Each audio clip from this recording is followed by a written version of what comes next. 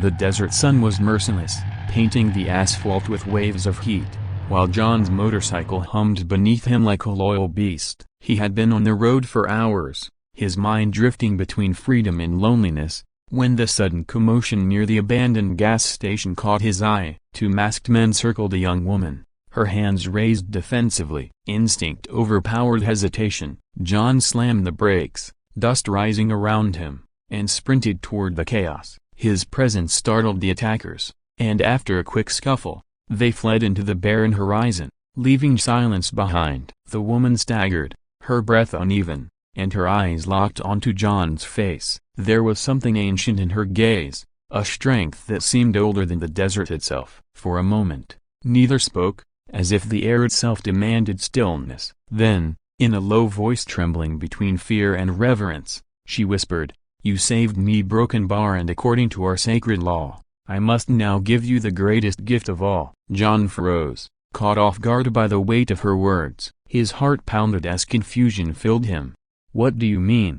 he asked cautiously, unsure whether this was gratitude spoken in metaphor or something deeper. The woman steadied herself, shoulders rising with dignity, her lips curving into a solemn smile. "Our tradition is clear," she said. "If someone saves my life, I must bear him a child. It is not just custom, it is sacred law, written in the blood of my ancestors." Her words carried an authority that didn't sound like choice but destiny. John's first instinct was disbelief. The desert had already seemed surreal, and now this mysterious woman spoke of laws that felt pulled from another time. He searched her face for a sign of jest, some glimmer of exaggeration, but all he found was sincerity. Her black hair, heavy with desert dust, framed a face both fierce and vulnerable. "That's a broken bar, a lot to say after just meeting me," he murmured, half smiling, half weary. Yet something in her voice made him hesitate to dismiss her outright. She wasn't joking. The silence stretched,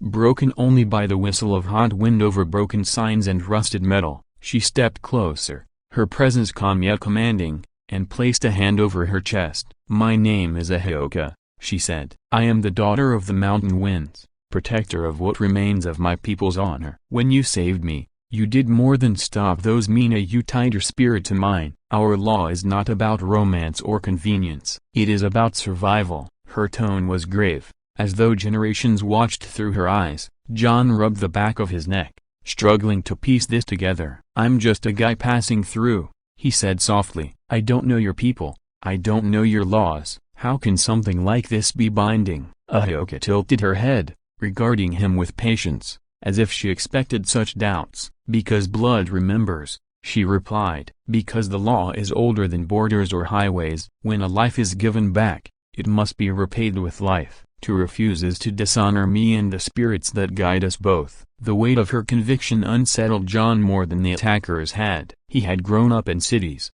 where traditions were little more than decorations at festivals. The idea that one act of courage could entangle him in the destiny of another person seemed impossible. And yet, here stood Ahioka, unwavering, with a truth in her voice that no rational argument could erase. He wanted to protest, to laugh it off as superstition, but her gaze pierced deeper than logic. It felt as though the desert itself demanded he listen. "I didn't save you for a reward," John finally said, his voice low. "I just did what anyone decent would do." Ahioka's eyes softened but did not waver. "And yet, not everyone would risk themselves for a stranger," she answered. "Do not mistake this for reward. It is responsibility. You carry a piece of my fate now, and I carry yours. The law exists because without it, our bloodline fades into dust. You may see highways and cities, but I see ancestors who will vanish if promises are not kept." Her words lingered in the air, heavy as the heat pressing down on them.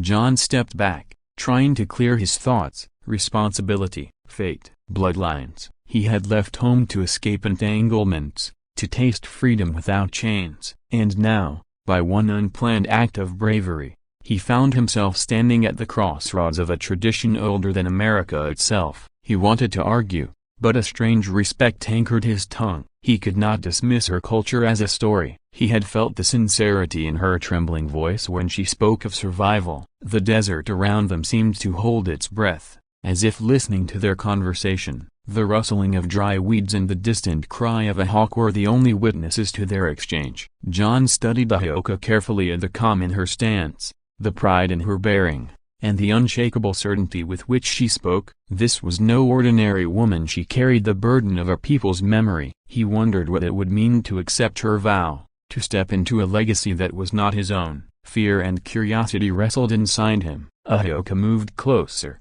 her eyes shimmering with something that was neither demand nor plea but a simple truth. "You can walk away now," she said quietly. "You are free to return to your roads and your cities. But if you do, I will carry the shame of a vow unfulfilled, and you will carry the knowledge that you denied a sacred bond. Sometimes destiny is not chosen, it is given." Her words cut through John's defenses, leaving him strangely exposed. Freedom had always been his compass, yet here was destiny knocking at his chest. John swallowed hard, his thoughts spinning. He could almost hear the laughter of his friends if he told them such a story. They would call it absurd, romanticized nonsense. But here, in the heart of Arizona's desert, absurdity and reality blurred. He had seen fear in Ahioka's eyes when the attackers surrounded her, and now he saw resolve stronger than steel. She was not inventing tales, she was offering him a place in something greater than himself. The weight of choice pressed down like the sun,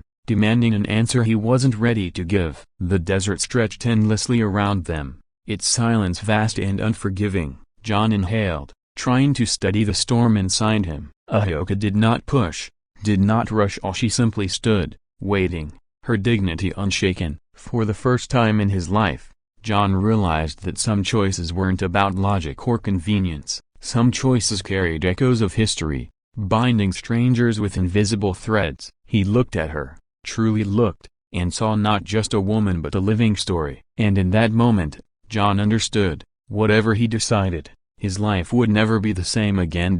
John stood frozen, the desert heat pressing against his back like a heavy hand. Ahioka's words echoed in his mind, strange yet commanding, too ancient to be dismissed as simple talk. "You must be joking," he said, trying to break the tension with a nervous laugh. But it came out dry, as if the air itself rejected humor. Yet Ahioka's eyes remained steady, her face still as stone, and there was no sign of jest. He could not laugh away the weight of tradition she carried in her voice. "My name is Ahioka," she continued, her tone carrying both pride and sorrow. "I am a guardian of my people's traditions. In our culture, when a life is saved, the debt can only be repaid by continuing the bloodline." The seriousness in her words struck John harder than the fight he had just endured. For him, saving her had been instinct, a simple act of humanity. For her, it had ignited a law older than the nation around them. John tried to process it, his mind torn between reason and disbelief. He had grown up in cities where obligations ended with a handshake or a thank you. But here stood a woman claiming that his one action tied them forever. Her eyes were calm,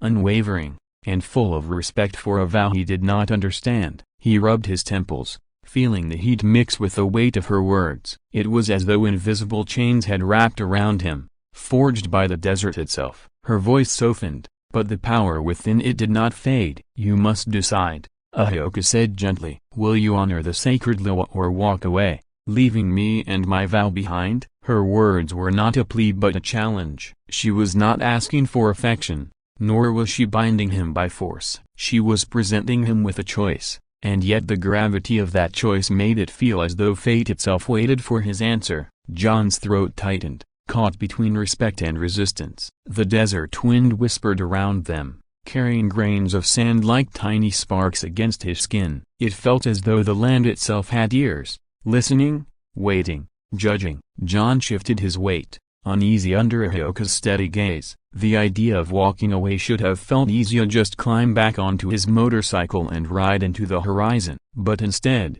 it felt like betrayal, not just to her, but to something bigger, something unseen. A silence stretched between them, thick with the pressure of 1,000 untold stories. John's modern logic battled the pull of her ancestral promise. He thought of his own life, of restless nights, endless highways, and the freedom he had always chased. All of it was built on the idea that he owed nothing to anyone, that his path was his alone. Yet now, one moment of courage had tied him to a vow he never sought. He stared into Ahioka's eyes, seeing not only her conviction but the weight of generations pressing through her, demanding that he listen.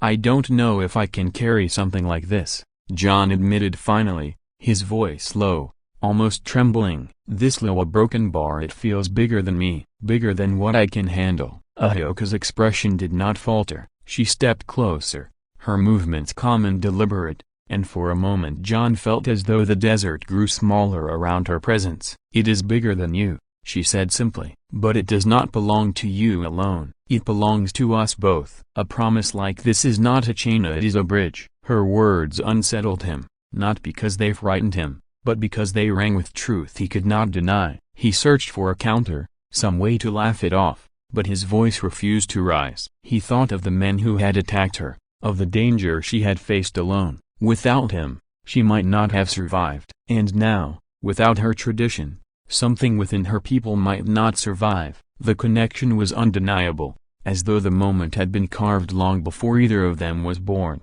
John looked toward the endless stretch of highway, its cracked pavement shimmering under the sun. Freedom called to him from that road, but it felt hollow compared to the weight of the choice before him. He turned back to Ahyoka, who stood unflinching, her dark hair lifting in the wind like a banner of strength. There was no desperation in her face, no fear. She was not begging, she was offering him a place in something timeless, that, more than anything, shook him. Few people had ever stood before him with such certainty. He inhaled deeply, trying to steady himself, but the air was hot and dry, scratching at his lungs. "If I walk away," he asked, "what happens to you?" For the first time, Ahyoka's expression flickered with sadness, though her posture remained strong. "I will live," she said. "But I will live with a vow unfulfilled, and my spirit will carry that wound." The law cannot be broken without consequence and not punishment from man, but from within. "It will mark me as one who failed to honor what is sacred." Her honesty struck him harder than any argument. This was not manipulation, it was truth laid bare. John's chest tightened as he realized that leaving would not only scar her but would scar something within himself as well. The desert wind howled softly, as though reminding him that some choices echo forever. He felt his resolve weaken, not out of obligation, but out of respect. For the first time in his life, John wondered if freedom was truly about running, or if sometimes it meant choosing to stand still. Ahyoka's eyes glistened under the harsh sun, not with tears, but with a strength that came from carrying the weight of her people's survival. John saw it clearly now. This was not about him alone, it was about heritage, continuity, and honor. And though every part of him wanted to resist,